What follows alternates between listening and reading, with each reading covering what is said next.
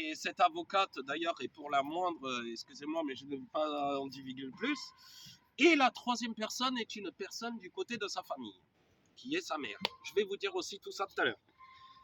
Donc, pour commencer, parlons de cette magouille. Pour le placement, on va venir aussi à la magouille de l'UDAF, juste après, dont mon ami a été témoin aussi de cette magouille.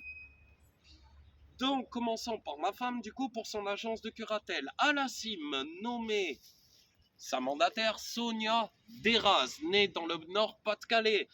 Eh oui, Madame Deraz, je connais beaucoup plus de choses sur vous que vous ne pouvez pas le savoir. Vous avez un gros salaire de 2500 € à rien foutre rémunéré par l'État et aussi par notre cher ami juge des contentieux et des majeurs qui s'assoit sur des problèmes de détournement, de chantage affectif, de menaces psychologiques, avec un abus de pouvoir, si je ne m'abuse. Donc, pour ma femme et moi-même, nous avons eu notre fils placé à cause de ces trois personnes. La deuxième personne, après la dénonciation de la personne de la CIM, on vient à l'avocate des barreaux de grâce des tutelles, Maître Camille Mathieu, qui en soit d'ailleurs n'a pas une très très bonne réputation pour les défenses des personnes vulnérables et qui préfère plus appuyer soit placer un enfant ou soit mettre quelqu'un en prison. Ça, c'est votre dada, vous êtes payé pour ça d'ailleurs, Maître Camille Mathieu.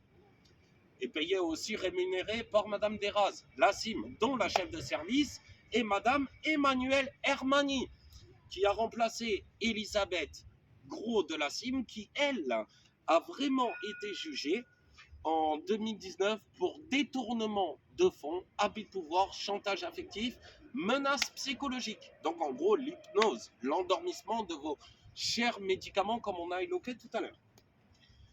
Notre fils donc a été placé injustement pour deux raisons.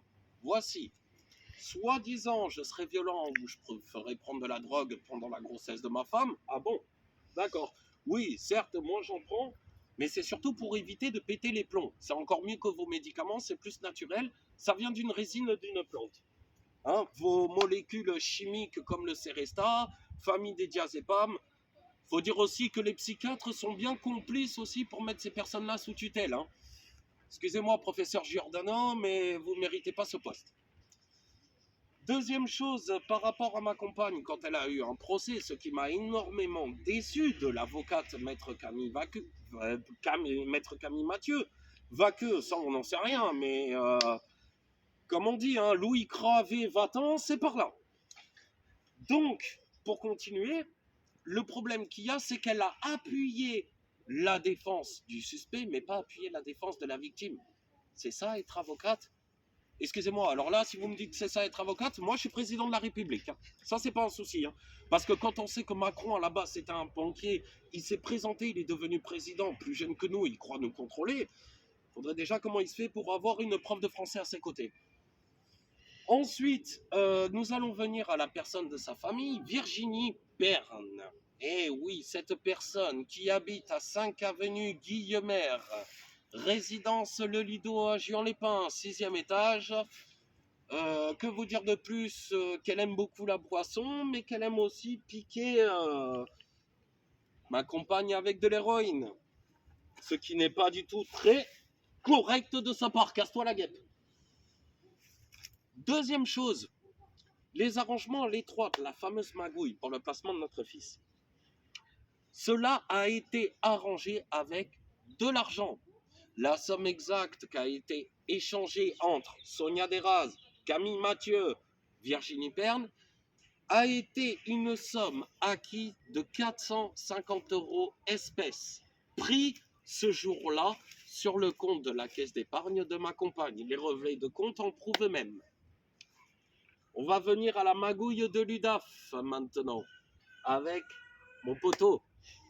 Alors, nous avons plusieurs choses intéressantes à l'UDAF, dont notamment certains mandataires, qui sont, pour certaines personnes majeures et protégées, inconnus, mais pas pour des personnes comme nous, parce que ça ne veut pas dire qu'on est sous curatelle, parce qu'on est abruti. On préfère mieux avoir un bon cerveau plutôt qu'un beau torse, ou alors plutôt que des thunes, n'est-ce pas, l'UDAF? On va prendre un autre exemple de l'UDAF. Parlons de Sarita Engasser, la soi-disant chef de service de l'UDAF 06, très compétente.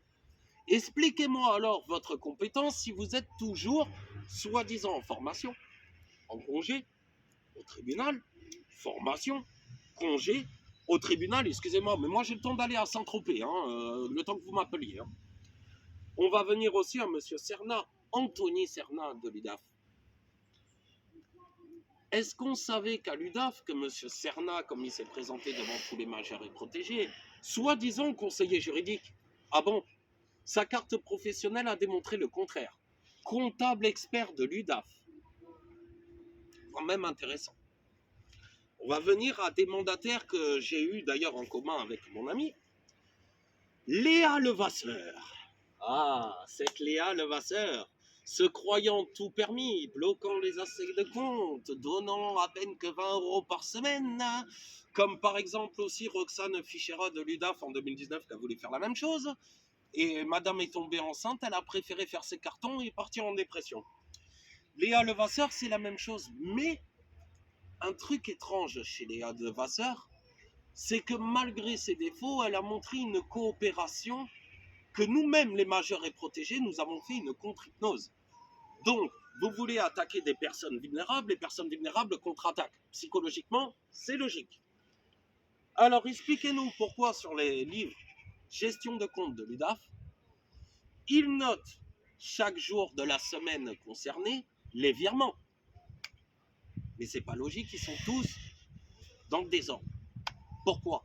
On a des montants de notre argent de vie qui ne correspondent pas. Ce qui est aussi votre cas à l'heure actuelle, monsieur Isaka Yaro. Alors Isaka Yaro, je ne sais pas d'où vous sortez, mais si vous préférez continuer à calculer avec les bananes, retournez-y. Le problème qu'on a là-dessus, monsieur Yaro, c'est que vous avez promis à mon ami les 90 €.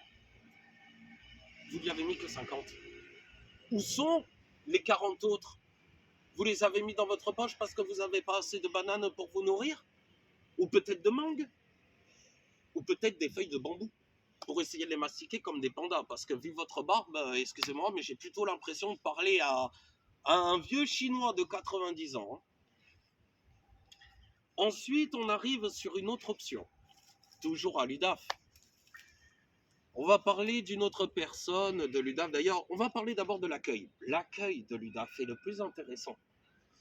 Nous avons eu avant un autre agent de protecteur, un espèce de crâne neuf à tatouage.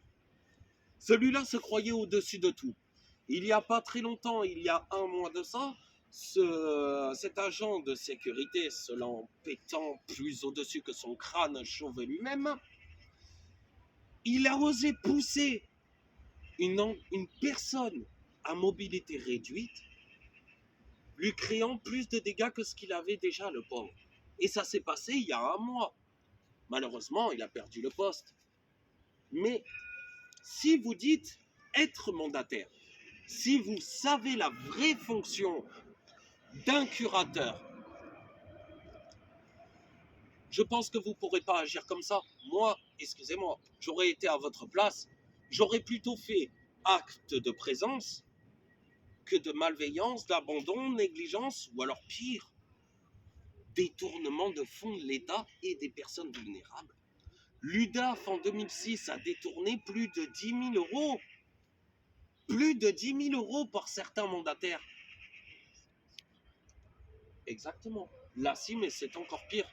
Pourquoi, depuis 2006, la CIM et l'UDAF sont en collaboration? Aurélie Pathé, ancienne mandataire de la CIM depuis 2013.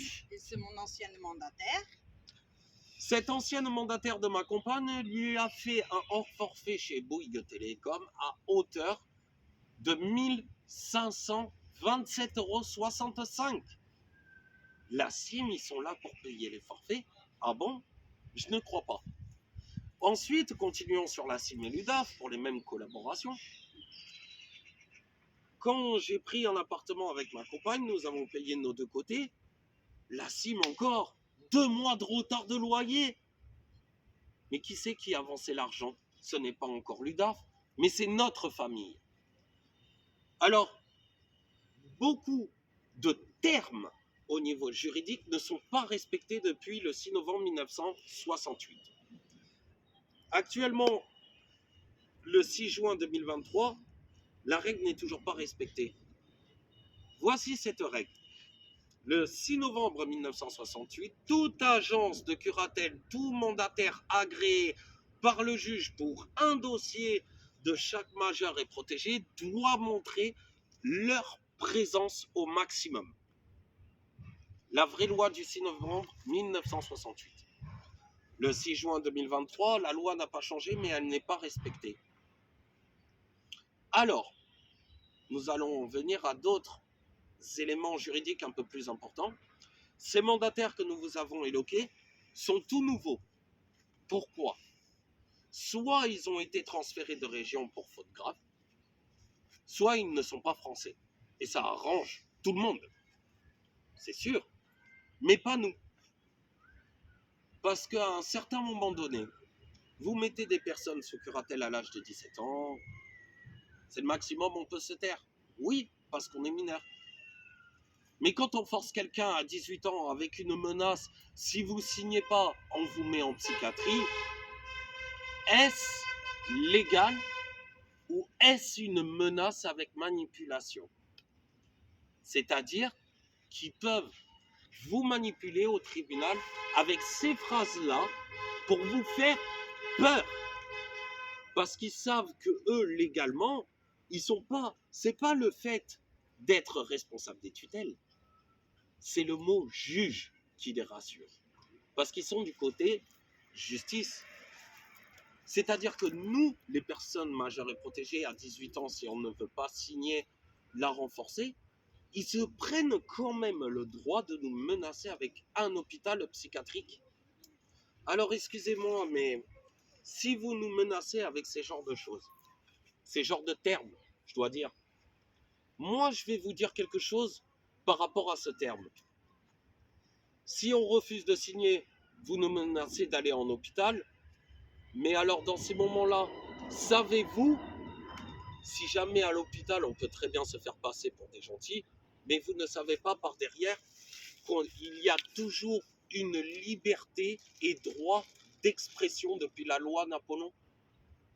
Et vous dites qu'on est malade. On peut être malade nerveusement suite à beaucoup d'éléments qui sont durs à digérer, soit. Mais ça, ce n'est pas psychologique. C'est sentimental. On se fait placer notre enfance. On monte notre colère. C'est sentimental. Elle est où la psychologie là-dedans? Dites-moi un autre terme aussi que je vais vous dire. Alors mettez-vous à notre place, vous les mandataires, vous, monsieur le juge. Prenez le cas que si vous avez un enfant qui est aussi malade psychologiquement, allez-vous le traiter de la même façon? Ou alors allez-vous l'aider parce que c'est votre enfant? Qu'est-ce que vous allez faire? Un côté professionnel ou un côté vraiment parent du cœur? En fait, dans le mot psychologie, il y a une définition que vous, les mandataires et les juges, vous avez oubliée. Il y a le surplus, la pédagogie psychologique et sociale. Ce que vous faites le contraire. Vous faites comme Mesrine, vous êtes antisocial. Nous allons faire une pause de cette vidéo et nous allons reprendre pour la troisième partie où là, par contre, je vais en venir à un sujet qui est quand même assez gravissime. Et d'ailleurs que je vous prouverai aussi en 6 juin par un autre lien. Nous allons en venir de l'abus de pouvoir des personnes qu'on met sous curatelle renforcée ou tutelle, sans raison et sans voir la personne qui est concernée. Du coup, je vous laisse le temps à tous d'examiner tout ce que nous venons de dire en ces deux parties aujourd'hui. La troisième viendra tout à l'heure. N'hésitez pas à nous laisser des commentaires, que ce soit TikTok, Instagram ou autres réseaux sociaux dont vous pouvez voir cette vidéo. Donnez-nous aussi en commentaire vos mécontentements. Si vous avez des enfants dans le même cas, je demande aux parents alors de nous contacter pour que nous portions conseil. Mais écoutez-moi bien, ne faites pas la même erreur comme nous l'avons commise. Si on se présente aujourd'hui tous les trois en vidéo, c'est qu'on a commis cette erreur. Et on veut éviter la même chose tant que tout ne sera pas légal au niveau du juge. À tout à l'heure tout le monde.